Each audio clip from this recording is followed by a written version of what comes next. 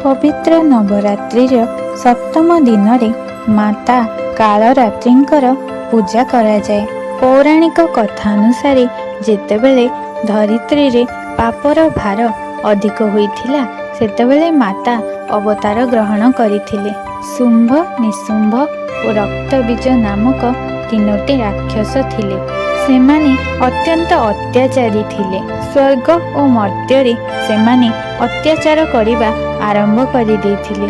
देवता माने एही विपत्तिर समाधान पाई महादेवंक पाखकु गले। समस्ते मिसी माता पार्वती को असुरर संहार करिबा पाई प्रार्थना कले। देवी पार्वती माता दुर्गांकर रूप धारण करी दीर्घ दिनर युद्ध करिबा परे शुंभ और निशुंभ राक्षस को बद्ध कले। एहा परे माता रक्तबीज सहित युद्ध आरंभ कले।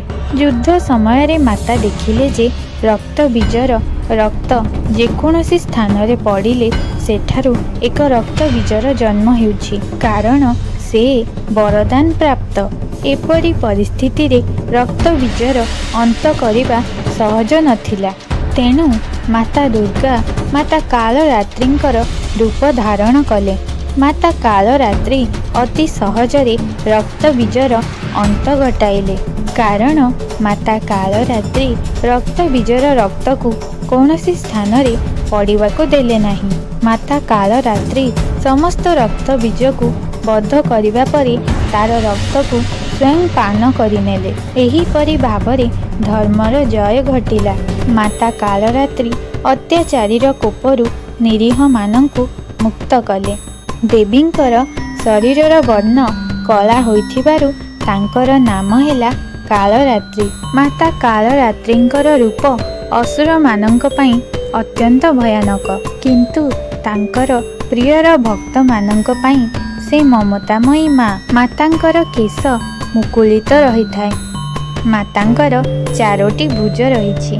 मातांकर दुईटी हस्तरे वज्र एवं तरबारी रही। गोटिए हस्त अभय मुद्रारे रहिथिबा बेले अन्य हस्तटी आशीर्वाद देबा पई वर मुद्रारे रही। एही रूपरे मातांकर वाहन हेउछि गध।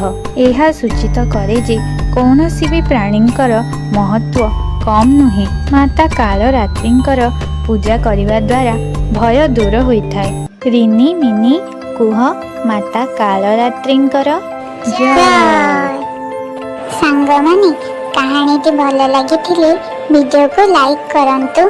एमिति आहुरी भल भल कहानी देखिबा पई चैनल को सब्सक्राइब करंतु।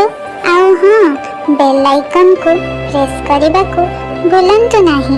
कहानी को पूरा देखिथिबारु धन्यवाद।